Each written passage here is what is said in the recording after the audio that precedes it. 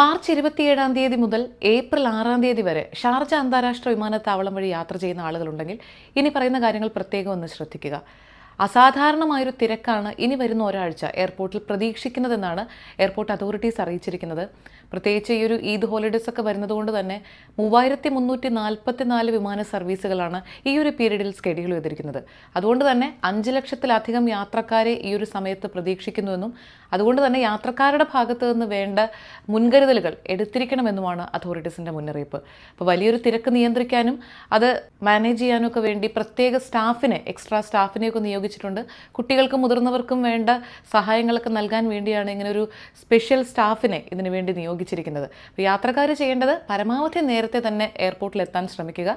ചുരുങ്ങിയത് 3 മണിക്കൂർ മുൻപെങ്കിലും അന്താരാഷ്ട്ര യാത്രികർ ഷാർജ അന്താരാഷ്ട്ര വിമാനത്താവളത്തിലെത്താൻ ശ്രദ്ധിക്കണം.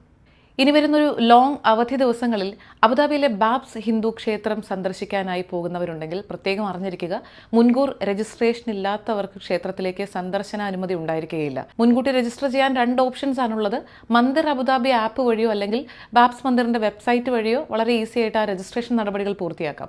അതിൽ നമുക്ക് ലഭിച്ചിരിക്കുന്ന ആ ഒരു സ്ലോട്ടിൽ പറഞ്ഞ ആ സമയത്ത് തന്നെ കൃത്യമായി ക്ഷേത്രത്തിൽ എത്തിച്ചേരാൻ ശ്രദ്ധിക്കണം. രാവിലെ 9 മണി തൊട്ട് രാത്രി 8 മണി വരെയാണ് സന്ദർശകർക്ക് പ്രവേശനം അനുവദിച്ചിരിക്കുന്നത്. തിങ്കളാഴ്ച ക്ഷേത്രത്തിലേക്ക് സന്ദർശകർക്ക് അനുമതിയില്ല എന്നുള്ളൊരു കാര്യം പ്രത്യേകം ഓർമ്മിപ്പിക്കുന്നു. പെരുന്നാളിനോടനുബന്ധിച്ച് അലൈനിൽ വലിയൊരു ഫെസ്റ്റിവൽ വരികയാണ്. പെരുന്നാൾ ദിനം തൊട്ട് 5 ദിവസമായിരിക്കും ഖൈത്ത അലൈൻ 2025 എന്ന ഈ ഒരു വലിയ ആഘോഷം അലൈൻ നാഷണൽ എക്സിബിഷൻ സെൻറ്ററിൽ അരങ്ങേറുക. അബുദാബി സാംസ്കാരിക വിനോദസഞ്ചാര വകുപ്പാണ് ഇതിന് നേതൃത്വം നൽകുന്നത്. വിവിധ കലാപരിപാടികൾ, UAEയുടെ പാരമ്പര്യം വിളിച്ചോതുന്ന മറ്റ് ആർട്ട് ഫോംസും ഒപ്പം തന്നെ ഗെയിമുകളും കുട്ടികൾക്കും കുടുംബങ്ങൾക്കും സുഹൃത്തുക്കളുമായൊക്കെ വന്ന് ഏറ്റവും ആസ്വദിക്കാവുന്ന തരത്തിലുള്ള പല സജ്ജീകരണങ്ങളും ഫുഡ് കോർട്ടുകൾ ഉൾപ്പെടെ ഈ ഒരു ഫെസ്റ്റിവലിൻ്റെ ഭാഗമായിട്ട് അവിടെ ഉണ്ടാകും. UAEയിൽ കഴിഞ്ഞ വർഷം 2024 വാഹനാപകടങ്ങളുടെ കണക്കുകൾ പുറത്തുവിട്ടിരിക്കുകയാണ് ആഭ്യന്തര മന്ത്രാലയം.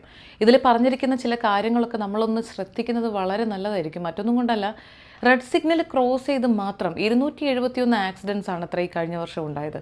അതിൽ തന്നെ 67 പേർക്കും കൃത്യമായ ലൈസൻസ് ഇല്ലാത്തവരായിരുന്നു എന്നുള്ളതും പ്രധാനപ്പെട്ട ഒരു കാര്യമാണ്. 153 ആക്സിഡൻസ് ഉണ്ടായത് അബുദാബിയിലാണ്, 111 ദുബായിലും. മറ്റ് വളരെ വിരലിലെണ്ണാവുന്ന അത്രയും ആക്സിഡൻസ് ആണ് മറ്റ് എമിറേറ്റുകളിൽ ഉണ്ടായിട്ടുള്ളത്.